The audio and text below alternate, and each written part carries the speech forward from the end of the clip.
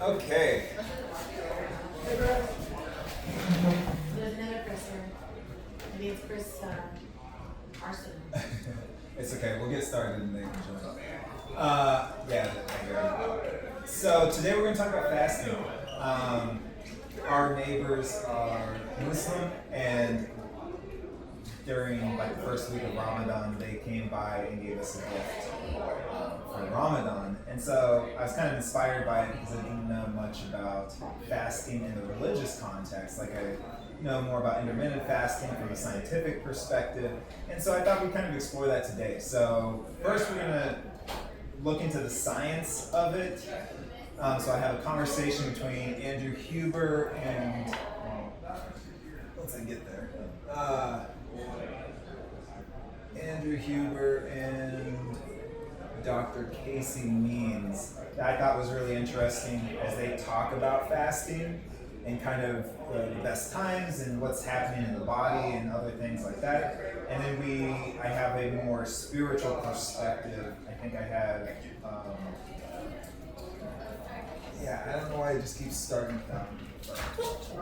Oh, there's a dog. Oh. Hey, welcome. He decided he wanted to come today.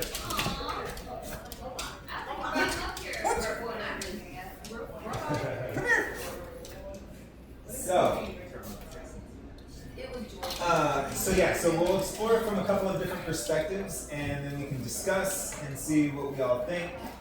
But I think fasting, just in general is really important for the body, not necessarily because of especially weight issues. I think too often fasting is used to lose weight, and that's not, sure you can use it for that, but I think there are a lot more beneficial things that occur when you are fasting that aren't just losing weight.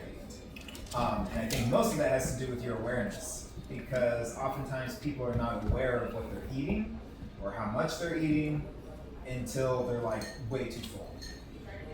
And I know I just did a all-you-can-eat steak and fajita night yesterday, and then I think the day before that, or 2 days before that, I did an all-you-can-eat sushi.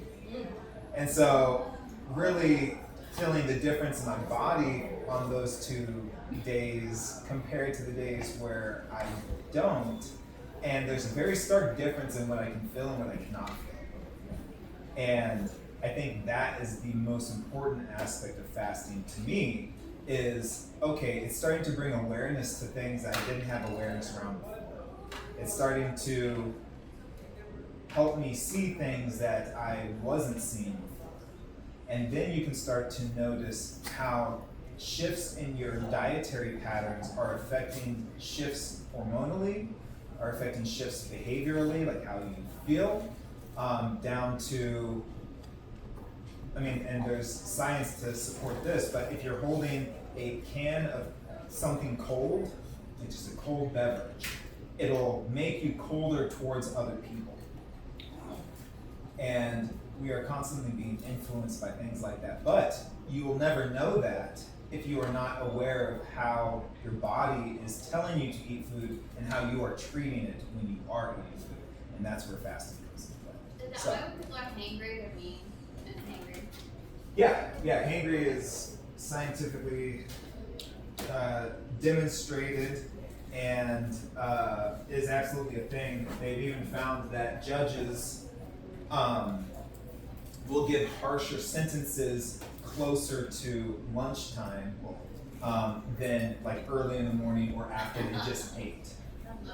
So you want, if you're ever getting a trial, you want it early in the morning when they're awake, or you want it to be after lunchtime when they eat and they feel a little more comfortable. Because that little bit of discomfort and also a little bit of angst, right? Because you're like, oh my gosh, I got 15 minutes until lunch.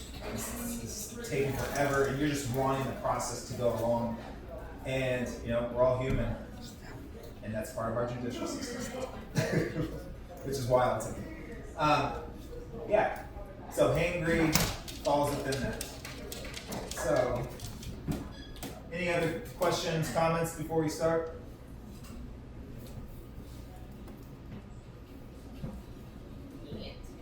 All right, then let's get to it.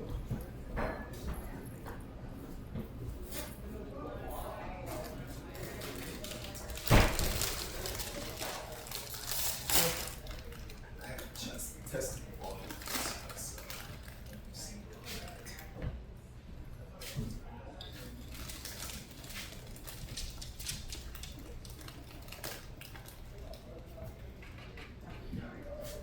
There are some of those get Right.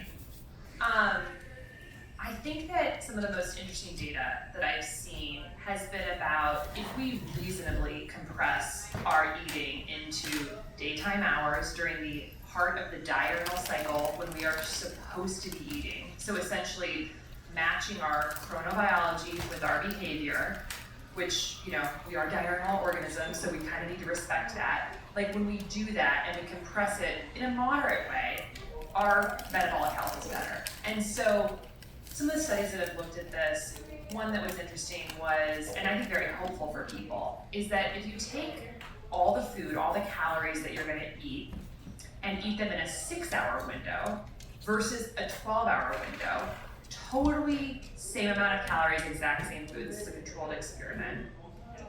People who eat the same amount of calories in a 6-hour period are gonna have much lower, statistically significantly lower glucose, 24-hour glucose and insulin levels compared to people who just space it out over the course of a 12-hour period. And it makes sense because if you're spacing that food out over the course of 12 hours, that is a different biochemical milieu in your body throughout the day. It's kind of similar to walking. You know, it's like you are then stimulating insulin several more times. You are exposing the bloodstream to insulin and glucose just more throughout the day, and giving the bloodstream less of an opportunity to sort of be clear from that glucose and that insulin. And so compressing our eating window seems to be helpful for metabolic health, and it's a bang for your buck, right? Like you can eat the same amount of food, you just have to eat in a shorter period of time. So for people who want to eat, you know, a lot, maybe just consider compressing it into daytime hours, 6 to 8 hour window. Yeah, for me, 6 is tough. 6 the is one tough, meal yeah. per day thing is tough. I have friends like Lex Friedman that do the 1 meal per day. Yeah. I end up eating so much food at that meal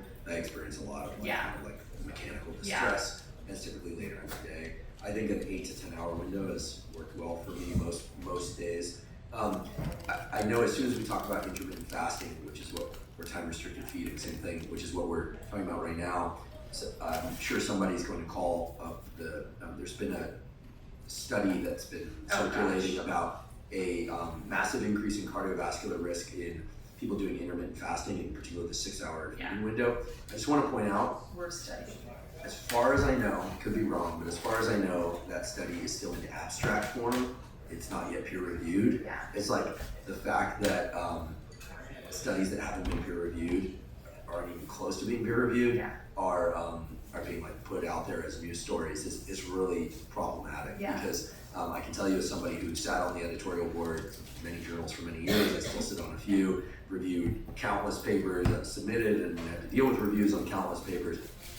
The fact of the matter is, like, until the reviews are done, the revisions are made, like, that paper may never see the light of day, and it may end up in a journal that is barely worthy of a placement at. It might end up in a high-tier, high-quality journal, but it might not. So just because there was, quote-unquote, a study done means very little, but it means especially little, maybe nothing until it's peer-reviewed. Absolutely, and the methods were very poor in that study. It was a recall-based study, I think, for 2 days of recall of people's diets, which is notoriously very bad in terms of accuracy. So, yeah, and I think I'm not in any way suggesting that a 6-hour window is the optimal window. I'm just sharing the data that suggests that compressing the window seems to have a favorable effect. And I certainly don't do 6 hours, but I think when you look at what the average American is doing, which is the average American has 11 eating events per day, and 50% of Americans eat over a 15-hour window per day. I can recall those because I remember when I was writing the book, I was like, that's a long time, 15 hours with 11 events. And every time you're doing that, you're going to be stimulating this glucose rise in the bloodstream, exposing the blood vessels to that glucose. You're going to be turning on all the pathways of insulin to basically store it, and it's straining for the body. And so I think giving the body times intentionally to allow insulin to come down and to allow glucose to come down, what that does is it generates metabolic flexibility. It gives our body an opportunity to have space to use accessible glucose and then convert into using stored fat. And that ultimately is metabolic flexibility, the ability for the body, giving the body opportunities to use glucose, but then have times when there's not high glucose and insulin around to actually get into the fat stores. And I think one of the reasons why we have such a massive overweight and obesity, rates in the country is because with the way the culture of eating right now, 11 eating events per day, eating over the course of 15 hours per day, I would imagine the average American body is rarely, if ever, tapping into their fat stores for energy in a meaningful way, because we always have glucose available to the body. If you think about, again, stats about ultra-processed food, about 70% of the items on the shelves in the grocery store are ultra-processed food, and those ultra-processed foods are built on refined added sugars and refined added grains. So we very rarely give the body the opportunity to rest and move into fat burning. And that's where compressing the eating window can be valuable. Obviously, people have talked about this before, but fasting can be a stress for the body, especially if your body's not used to using fat for energy. And so it's something to ease into and go slow. But I think if you're slowing down enough to really hear what your body's signal are saying, you can kind of know whether I think your fasting is working for you or not. I can tell if I've got too many other things going on, I haven't slept well, a lot of stress, I can tell that fasting's kind of making me jittery and not feel good, versus if I have good capacity, I can feel that it's actually making me feel really incredible. And so tune in with your body, obviously. And you can check your biomarkers. If you have a CGM on, you can see what's happening to your glucose. If you have a ketone monitor, you can see what's happening to your ketones and really actually track, which I think makes fasting actually even more fun. I'll mention one other piece of data that I think is actually really kind of fun as well with timing of eating. There was a study that looked at people who ate the exact same meal at 9:30 a.m. or 8:30 p.m., so basically after dark, essentially in the part of the diurnal phase when you probably shouldn't be eating, versus early in the morning, 9:30.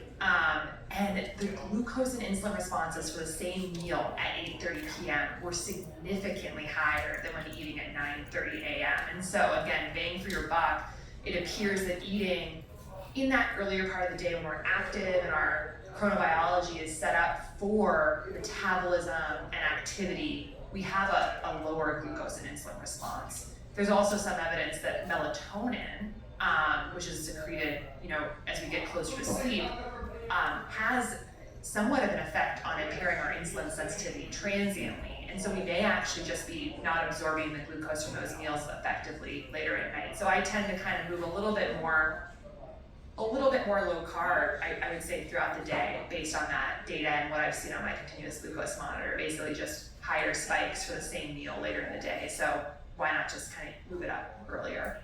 Thank you for tuning in to the Huberman Lab Clips channel. If you enjoyed the clip that you just viewed, please check out the full-length episode by clicking. All right. So I know that one was fairly scientific, and so there's some language there that may not be incredibly clear to everybody, so I'm happy to help translate some of that language. Diurnal, so we are diurnal beings versus nocturnal beings because we arise in the day. So that's where we get that term from, diurnal. So it just means daytime, essentially. So, what did you think? Anything that you didn't know that you were like, that's interesting? I knew we ate a lot, like eating times. I just didn't know what to say. 11 times a day. 11 events over 15 hours. Wow. But do they count? What ones is he used?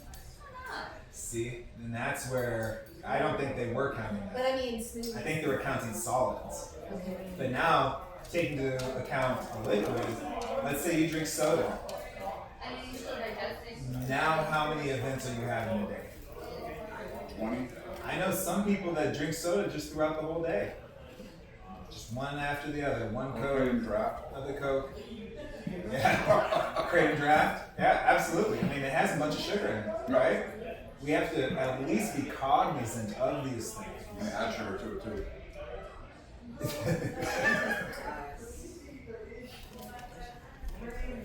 All right, so what else we got? I don't know why, but I struggle eating in the morning. Like I'm a pulse fighter. Okay. But I'm on Mounjaro, and so my only time I really eat is like between 11 and 3, usually. That's a good thing.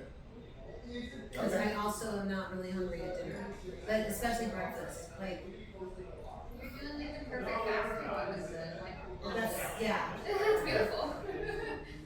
I mean, I don't always work that way. Sometimes I have some bites and snacks or whatever here. Well, they were talking about how if you eat the same meal at 8 o'clock and then 9 o'clock, like you're eating like PM and AM, how much more insulin you produce Yeah. in the evening. Like that's fascinating because it's the same food, but then I didn't think about like there's different composition of chemicals in your body because of the Yeah, to day. receive that. Yeah. So Well, I didn't really think So that. cortisol is a diurnal hormone, actually. And so from the minute that you wake, you start producing cortisol in extreme amounts. Usually the highest amount of cortisol you'll produce is right as you're getting up. And cortisol has been talked about as a stress hormone, but it's not. It's an energizing hormone. So it's there to actually help your system produce energy and get energy to the places it needs to.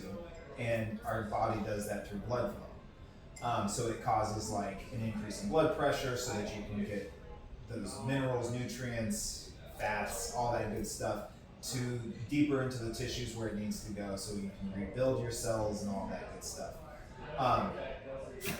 So that makes sense because during that time frame, if you're eating, there's more available energy for your body to work through that glucose. Versus when you're full of melatonin, your body's getting ready to shut down, and then you just fill it with food, and it's like, well, what am I supposed to do with this? Like, we already shut down the factories for the night, like, and now you just gave us a whole bunch of shit to process. Thanks. And I like that it was a scientific, what do you say? A scientific version of something that is ancient. Fasting has been around for so long, but Yeah. it is watching this video almost seems like it's a new concept that just because it's now been studied, but it's ancient. Yeah. We'll get into that too. Oh, Yeah. You helped me pick the video. I didn't see this video. Not this one, but the other I didn't. video. Oh, I didn't ever know. Yeah. I Yeah. also, when I started the Mounjaro, it became very abundantly clear that some of the ways that I was eating were because it was like my brain was trained to eat that way. So like, I would go to a restaurant and I'd be like, I had this feeling like I was gonna order something that wouldn't be enough food, and then I would have too much food. So now, I know that, and I'm still like so tempted to order that way, but now I know, I'm like, I usually just get something off like the appetizer, or I share it with somebody but before I would like get it, and then it was ingrained in me that you don't waste the food, you eat it, Yeah. right? Or you clear your plate or whatever. So, that's been interesting to battle myself on. Yeah. Well, that's something that Sam and I have talked a lot about too, because we call it West Coasting. Because when we first met and we were eating, she was eating at like 7, I don't know. After work, when you have time to cook it and you come home Yeah. at 8, 9 o'clock. 8 o'clock. Yeah. Yeah, so we were eating at like 7, 8. I'm like, I can't I can't do this. Yeah. I was like, I have to eat at like 5 o'clock, 6 o'clock at the latest. And then they accuse you of being like an old Yeah. lady or an old man because you're eating at 5. Yeah, yeah, That's when the old people Supper. don't eat. It's supper. yeah. If you go out to eat, it's like you and the old people at 5 o'clock. Yeah, oh yeah. Yeah, so we started calling it West Coast dinners. But I've noticed that if we do the West Coast dinner, then I almost always feel better as we're going to sleep. Other versus like eating, much later and then feeling like I still have a full belly when we're going to bed. And that feeling just never sits well with me. No. Well, because your body's ready to slow down, and it's got work 10 times harder to digest it based on what you eat. Yeah. Yeah. And so I started to play with like intermittent fasting. Like sometimes I'll eat a pretty good meal at noon and then I won't eat again until noon the next day. And so I'll do kind of a 24-hour fast. But I find that works really well for my body and I'm not like craving food throughout the day. And I eat a lot of rice too, which rice, at least from what we've noticed, tends to spike glucose longer. And so I don't feel as hungry longer. And so I can, and then as I get into my morning, usually I'm not hungry in the morning either. But everybody's different. What else did we get though? Anything else? I was confused about the 11 times a day deal and the 15 hours. Like, how does that count? Like, is it No, they're just talking about eating Anything you events. touch. So you ate a meal, now you're gonna grab a couple of Swedish fish from Jill's bowl. Yeah. So every And then you grab some chips. different type of food. Yeah. Not every different type, just every Every time, like you, Time period. like if you get up and you get breakfast, and then you are like, you go into like your job and somebody brought in donuts, then you have a donut. That's 2 eating events. And then you walk by somebody's desk and they have a candy bowl, and you had a candy bowl, and you have some Snickers. But it's not counting like breakfast if you have like bacon, toast, and eggs. You're Yeah. not counting that as 3 eating events. That's just money. Yeah. Basically what they're saying is Americans snack way too fucking much. I'm sorry, y'all. I apologize. No. No, we appreciate you because We appreciate the snacks, but we also need to be cognizant of how we're snacking and how late we're snacking and what exactly, like she was saying, like try to eat less carbs later in the day. Because essentially carbs are just sugar. bring veggie trays. Yeah, like veggie trays, fruits, things like that. I mean, again, all of this in moderation is okay. It's, if you're having 11 eating events a day and that's like chips, and then you have some candy, and then you're drinking some soda on top of that, and then you have lunch, and then you also have a little snack over here because you were just a little bit hungry. Well, and it's just like if you have kids, like when you watch my grandson, I'll be fixing his food. Yeah. Take a bite. I'm making the meatballs. Yeah. Right? Right? Yeah, which doesn't seem like a big deal, but It's an eating when event. you break it down like that, then you are just constantly flooding your system with glucose, essentially, which is your body's primary means of energizing things. So, like, most of the glucose, I don't want to say most, but your brain primarily runs on glucose. So your brain basically runs on sugar, although lately there's been some studies that have shown that there's special fats that are produced in the brain that your brain also uses. But for the most part, we run on sugar. We run on sugar and fat. And it's learning how much of it is what I need and how much is too much. Besides the eating events, like if it's just like one piece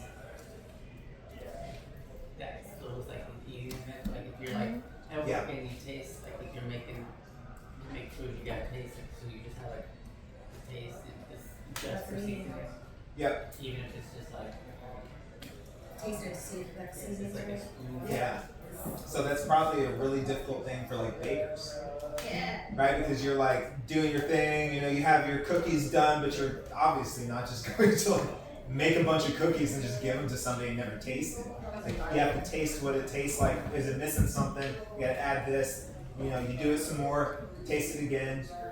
You do that throughout the day. How many eating events would you have? That's why I started spitting it out when I worked at the bakery. I tasted it for quality control, and did not digest it. Like I was like, this is just too much sugar every day.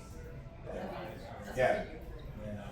So yeah, like really paying attention to what we're doing. And again, it's not something to be like hyper fixated on, but it's something to be a little more cognizant about, of like, how much attention and effort have I put into how I eat? And most of it, what I would think is habit. I've been having this discussion with a friend who just started the weight loss shop, and he's like, it was all just a habit. I went with my friends and we go to this place afterwards, but I wasn't physically hungry, but I felt compelled to order something because that's my routine. And then it's like, I'm sitting here and I usually have a snack on my break, and I'm like, but I'm not hungry, but it's part of my routine, and so I felt myself grabbing something.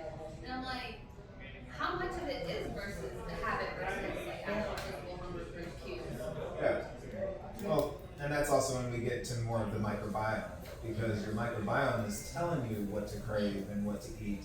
And so if you have eaten lots of sugar throughout your life, or you know that year, let's say, because we're just coming out of the holidays, you know, let's say you ate a lot of sweets during like Thanksgiving, Christmas, New Year's. Now you're getting, you know, back into things, but you already have this bacteria population now that's like, you like sugar, man.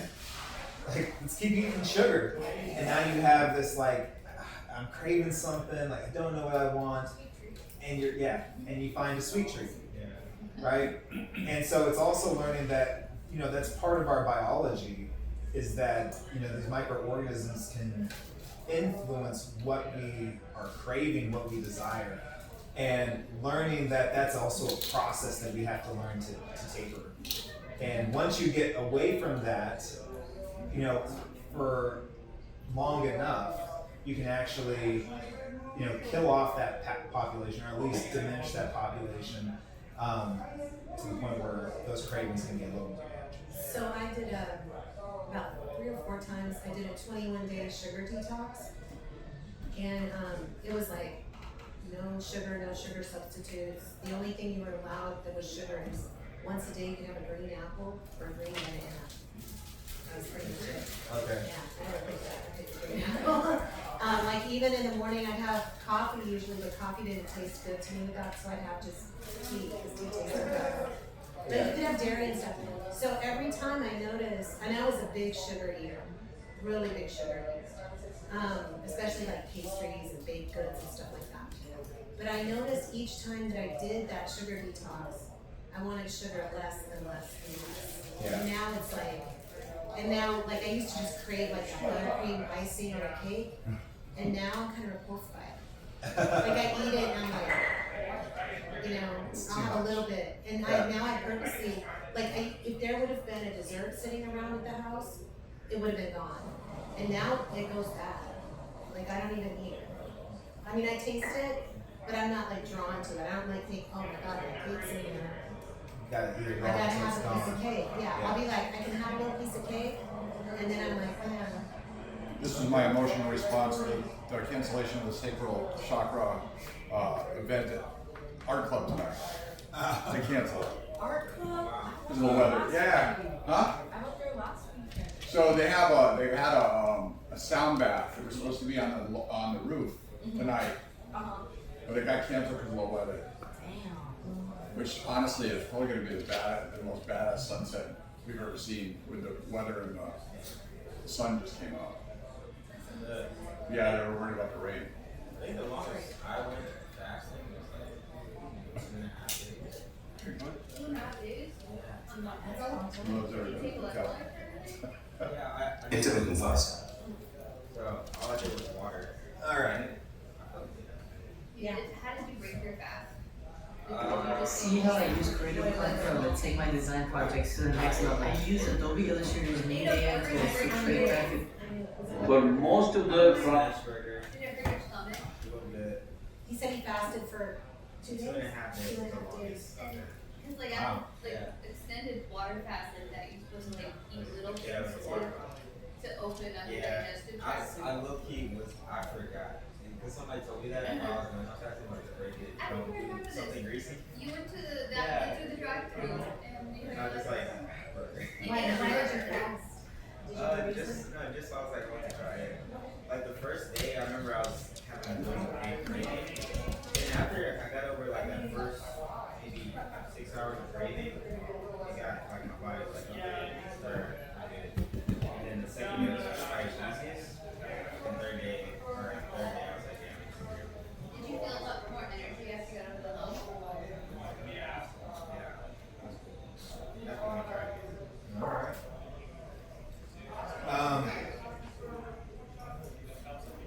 Yeah.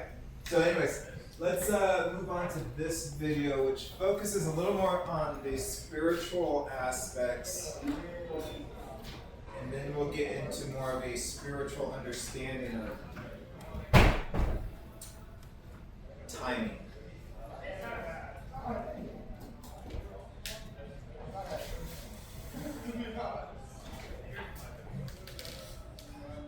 Chronic ailments that people are suffering today in the world, the headquarters is in the stomach. Impurities gather over a period of time and you become dense both in body and head. It determines the way you think, feel, understand and experience life.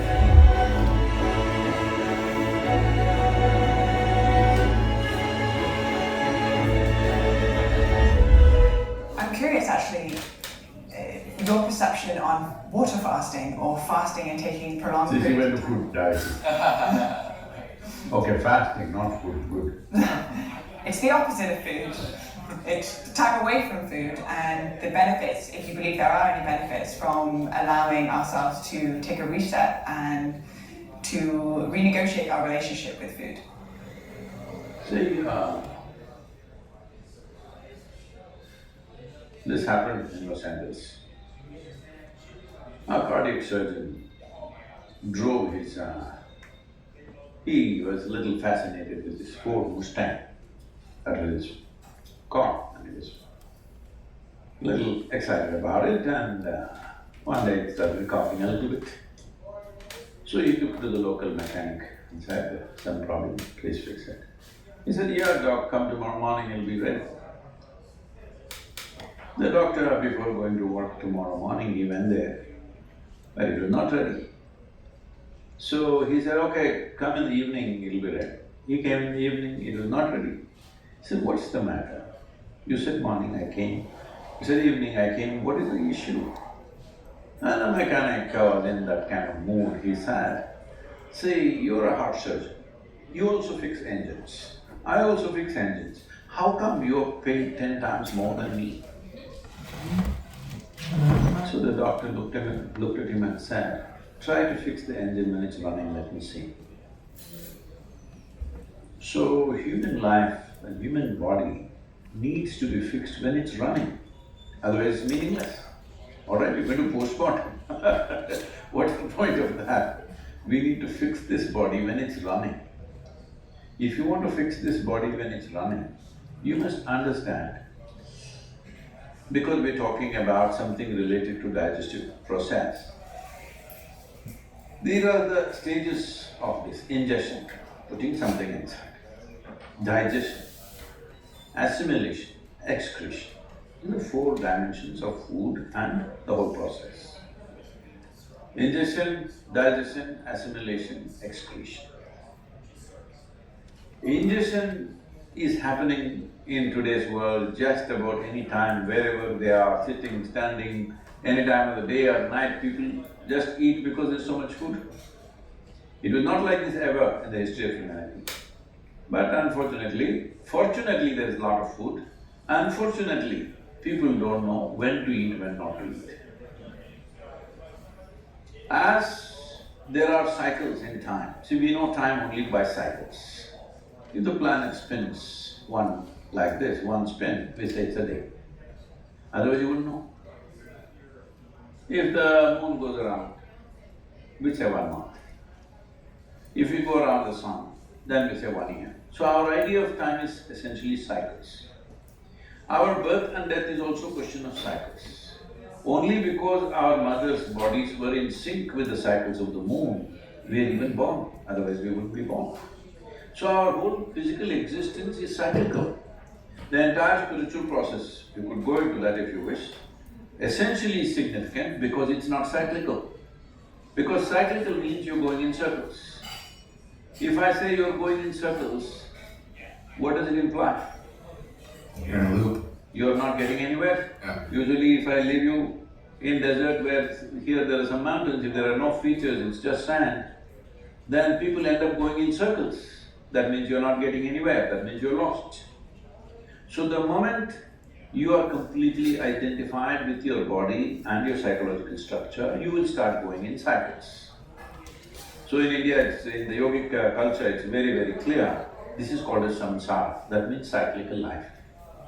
So cyclical life, as good a merry-go-round it may be, if you arrange it well, it's a good merry-go-round, but you're not getting anywhere.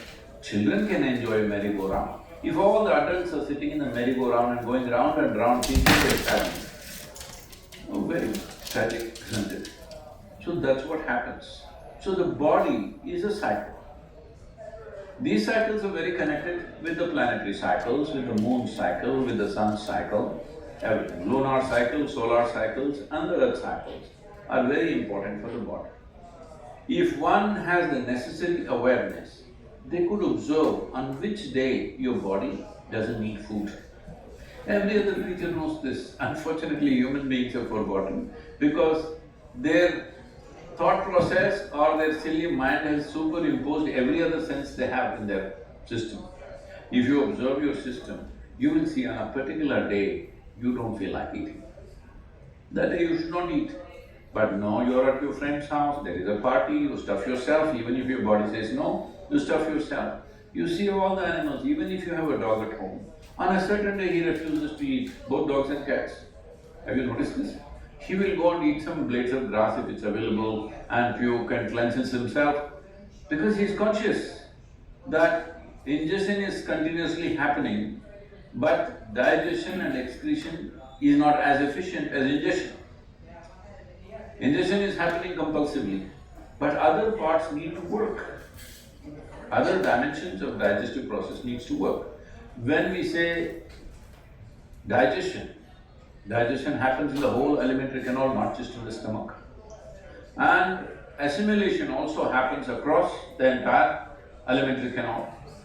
Now, excretion doesn't happen only through the alimentary canal. Excretion needs to happen on the cellular level also.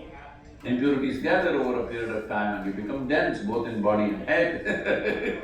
If you don't cleanse yourself, then it'll pile up over a period of time. We call this karma. Because when it piles up, it determines the way you think, feel, understand and experience life. People may not realize this, but they will think, this is how I am, this is my nature. This is not your nature, this is the way you messed yourself, all right? So this cleansing process, one important thing is to give a break for ingestion. Because other systems are largely involuntary, you can stimulate them, but they're involuntary, they're functioning. Ingestion is a voluntary process, though unfortunately for most people it's become compulsive. It should be a voluntary process, that is, I eat when I want to eat. When I decide I want to eat, I will eat. My hand doesn't decide when to eat. If there's anything, people are doing this all the time. I relate.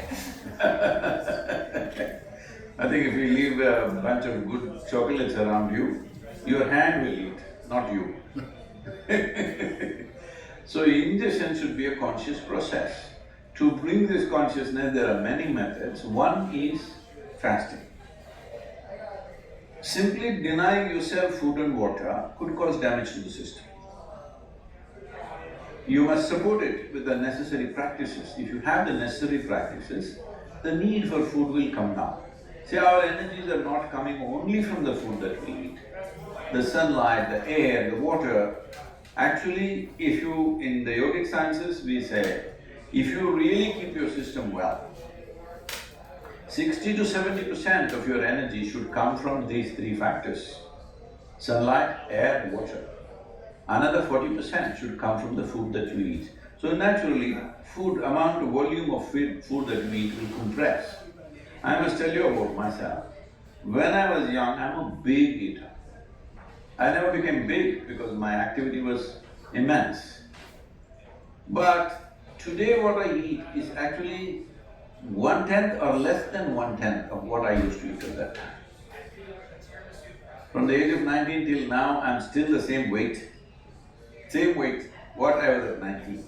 Only thing is at that time, all the weight was on my shoulders. Now because of this gravity continuously working on me, kind of pulled it down a little bit. But I kept myself up. So fasting as a process must be done with necessary understanding.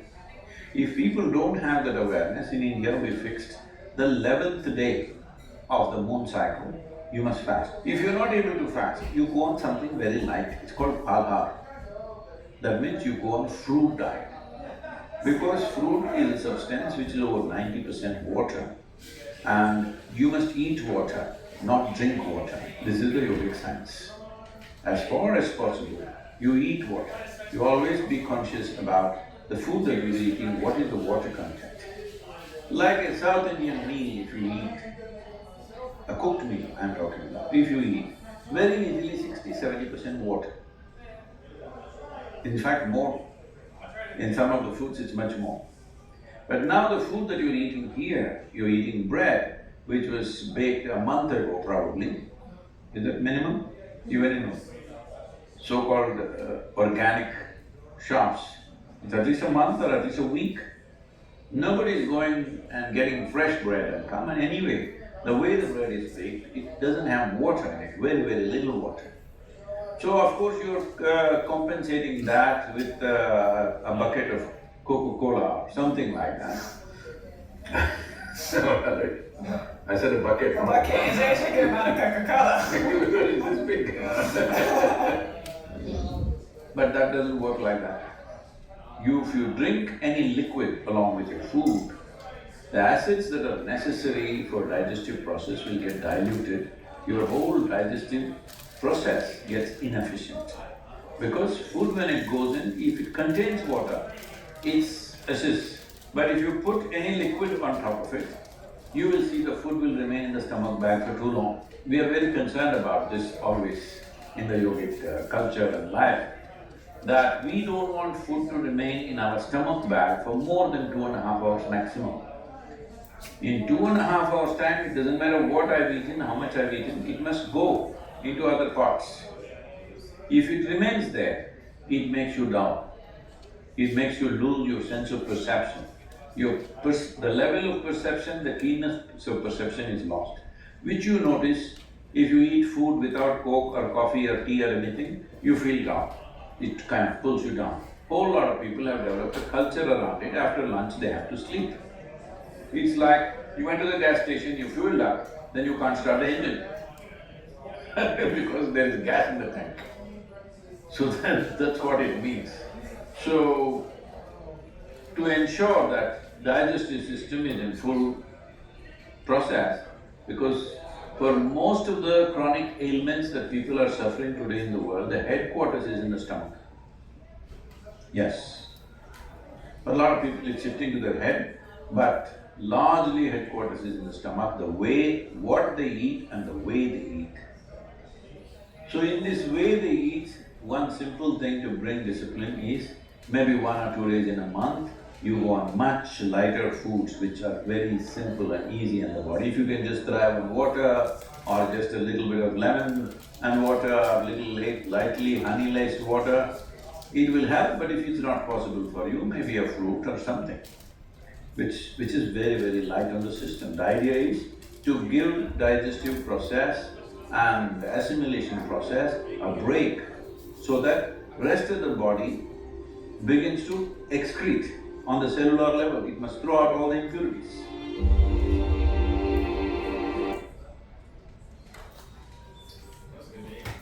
Okay. So, Is that picture that was on there him without his glasses on the left there? yeah, That was yeah, him without the glasses? yes. Sadhguru, Yogi. yeah, he's a yogi. But I like how he easily and simply conveys this information in a way that I think is very easily digestible. I know. That was funny. Hey, I can be funny too. That's awesome. So, what came up for you guys? I like the point that he kept repeating was the headquarters is the stomach. I like that, which makes you think why there's so much unhealthy food readily available. The headquarters is the stomach. It kind of he really drilled in on how important it is to have good digestive and like healthy stomachs. Yeah. Well, and now we call that the gut brain. Yeah, because you actually have a lot of neurons. I think the second biggest organ of neurons is your stomach. And you have a ton of neurons in your stomach that function very similar to the neurons in your brain. But we also have neurons in our heart. I would assume we have probably neurons in our lungs. All of these are just specialized cells to communicate information really quickly, typically. But yeah, thinking of it more as like this thing does a lot of shit. It makes a lot of shit. And at some point, we need to be more aware of these processes. And I really liked how he talked about it in like the 4 different stages: the digestion, or ingestion, digestion, assimilation, excretion. Because I think that makes it much simpler to understand. It's like ingesting, you could literally, that's what we call an open loop system. There's nothing to regulate that. You can stuff your face as much as you want, and that does not mean that your body can keep up. Right? And that's when people go into like food comas. Because they ate so much food, their body's like, oh, what? And now we have to shut down every other system to process this food. But I think that makes it make a lot more sense, is that, you know, ingestion is not a regulated process.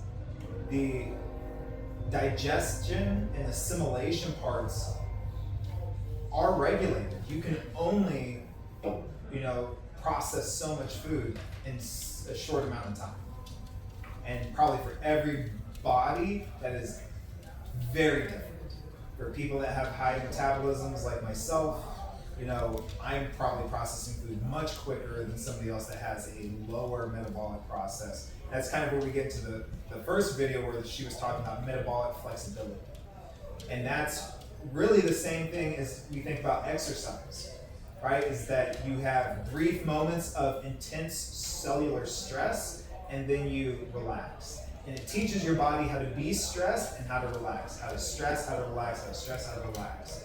The same thing for your digestive process, though, is it too is stressed when it is digested, it is working, and by happenstance or just by a factor of the mechanics, that is stress. And so you're putting stress on your body. So the easier it is for us to think about it and how much can my body actually process. And I mean, from what he was saying, like they don't want anything sitting basically in the stomach for longer than like 2.5 hours. So it means you're eating the right amount. It means you're eating the right type of food and all of that to understand like how long does it take my body. I mean, let me just ask this. Are you all aware of when your food is in your stomach versus when you digest it? Yeah. Kind of, usually. No? I'm just weird like that though. So I would say that 90% of the time I'm not aware, and the only times that I really become aware is when I'm fasting. And then I can actually feel it. Or when you overeat. Can you feel it like dump from your stomach into your small intestine? Yeah. I feel like a Yeah. When I have too much, like I don't do this anymore, but like when I used to overeat, and I'd get like the sweats or whatever, Yeah. and I felt very uncomfortable, I could feel the whole process happening. And I was so thankful when I was done. And then I was like, I'll never do that again. Why Yeah. do we sweat when you That- overeat? Because your body's working It's so stress. Oh. Yeah, it's stress. Like literally, it is stress on your body. About the meat hard. sweat. The meat sweats. Yeah, meat Yes. sweats. The meat sweats are a real thing. It's Like, yeah, especially if you didn't eat anything else with those meats, and all you did was eat like went to that Brazilian steakhouse and oh you my just god, like that was my nightmare. you just stuffed your face with a bunch of red meat and chicken and pork. The last time our family did that, because they all love that, I just got the salad bar. I didn't even get the It's thing. like $120. I was like, I can't, they were bringing the meat around and the stick, and I was just like, ugh. Just the thought of being stuffed that full. I get full Yeah, enough that's just it. on that lemonade and the little bread rolls. I'm probably done Yeah. with just that. Well, I told you I just went to that sushi place, and afterwards I was telling Sam, I was like, don't let me do this anymore. Like, no more all you can. I don't need all you can He eat. said beforehand, he's like, I'm gonna just order off the menu today. I ordered off the menu, I didn't do the menu. And then it'd be like, for all you can eat. And I was like, Was it at Sushi Masa? yeah. Yeah, That place is great. it is incredible. Okay. I bring my son there because he needs tons of protein. Yeah. He's 18 years old, going to play college volleyball, he's already got a full ride. So I'm really proud of him, by the way. But, he eats 4,000 to 5,000 calories some days. Yeah, But he also practices up to 4 to 5 hours some days too. yeah. No, my average intake is somewhere around 3,000 calories, 3 to 3,500, and I don't. Like, I'm not as active as I used to be. When I was like playing football and sports, like in my early 20s, I was probably even around the same. But again, like, you know, your body adapts to those needs to some degree. That's what your metabolic process is all about. It's like, okay, we're getting food in, food out, because we're high energy, high activity all the time. We need to make this efficient. But like for me, when I get depressed, I don't want to eat. Yeah, Oh, yeah, yeah. So Because mood my can not being as change your active, so my regulation. body's saying, don't eat. Right? Yeah. Because I'm just kind of laying in my bed rotting, right? Yeah, I mean, for some people, and then other people, I mean, really, it depends on what you're seeking. For some people, like in those depressed spells, they're looking for comfort, and food has been something that comforts them. So they'll, you know, have some cakes, you know, they'll have whatever childhood treat, you know, they really enjoyed, something like that, or they'll just be something they're just constantly eating. Yeah. I tend to be more like you. Like if I am like down, I'm just like, I don't want to eat at all. Yeah. Bring on the little Denny's. I want like soup. That's like my only thing, like that I'll say will sound good, like soup.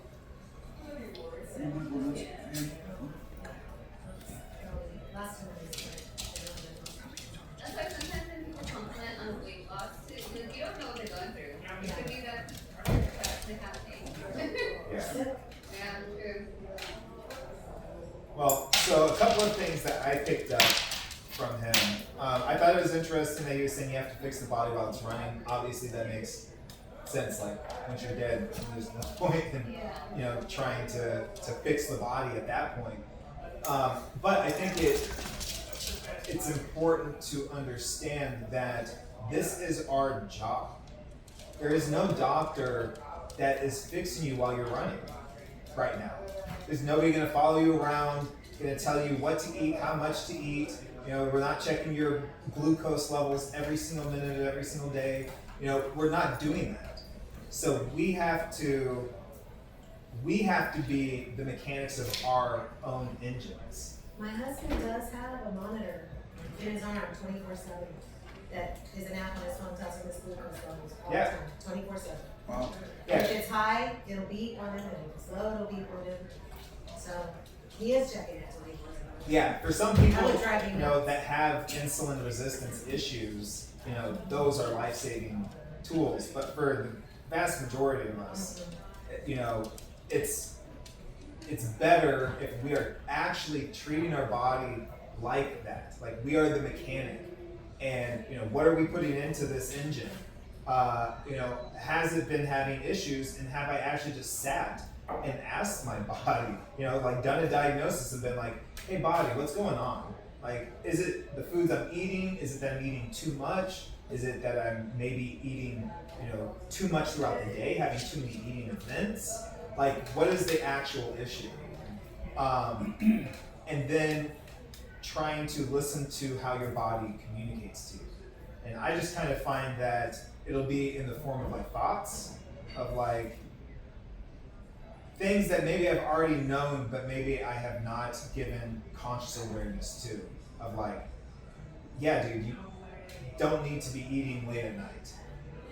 Right? That's something that I've realized, like from just meditating, talking with my body, like after I eat, or just feeling how I feel like when I don't do that, and then the next day, how I feel like when I'm getting up, how my body's running, all those things. But that was one thing that I thought was really important, is that we all have to be the active mechanics, because there is no mechanic. And you can take your body to a doctor, but they are not you. They cannot feel all the things that you can feel.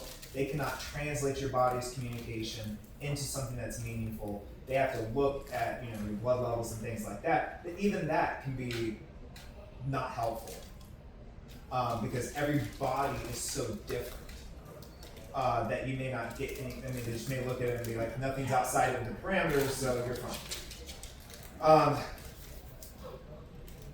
One of the other things that I thought was interesting, he didn't say this, but I had this kind of question for you all. He kind of gave a metaphor of being lost in a desert and how you keep going in circles. And I was thinking, so this is my question for you all. Can you be lost in your body? Yeah, Running in circles, all the time. not knowing what it's saying, where to go, what's happening. So, okay, we all, Denial. Every Monday at 8 a.m. when I start work, it's like that. okay, Well, in denial, because sometimes you feel something, you'll be like, I'm okay. Right? yeah. So Like maybe if I'm normal going. here's where I think we get into the more spiritual realm, because it is your body. How can you be lost in your own body? But then you take it to a doctor, to a psychiatrist, you know, to a counselor, and you're now trying to get them to tell you about your body. But you're lost in your own body and haven't even just figured out, like, maybe I should get a map together for this thing. Maybe I should actually understand where these roads lead. I think I need a map. You need a map? Yeah. I mean, I think a lot of people, I think this is the single biggest problem in human society today, is that so many people are lost in their bodies, that they don't know what they're saying, they don't know what to do with it, because their parents didn't know, and they didn't teach them shit. So now they're just kind of running on fumes and TikTok videos, trying to figure this shit out. And they may not find good answers. What would you recommend to get in your body? Because I feel like I'm in my body, but sometimes I'm not. Like, what do you recommend to Journaling. Like mindfulness? Yeah, that's where mindfulness is the absolute key. Journaling is a way to be mindful. Journaling is a way to bring attention to something that is happening, and maybe just writing it out helps you actually go through that process, right? Like, my stomach's feeling weird. Let me just write about this. Let's see, it started feeling weird at this time. Before this, I ate this, and this, and then also yesterday I ate this, and this, right? And you start to write it out, and now you start to see a pattern of like, oh, yeah, this same issue was the issue I had last week after I had this food or after I drank this sugary beverage. And you start to notice, oh, that's where I got like heartburn from. Because we switched up our drink packets that we put in our water, every once in a while, and I started getting heartburn after one of the drink habits. And at first I couldn't figure out what was giving me heartburn because I haven't had heartburn in forever. And eventually we switched it up, and I haven't had heartburn again since. So it's really being that kind of scientist with your body, and also realizing that if you are lost in your body, you know, to what Sam was saying, we need to start putting together a map for like what Chris needs. And the only way that you can do that is through mindfulness. It's actually taking the time to go through all these systems, because you can do that. And you know, maybe for the meditation, we can actually do that where we focus on the enteric nervous system, because there are a lot of chakra points that tie your enteric nervous system to your brain, your central nervous system. But the chakra points are all along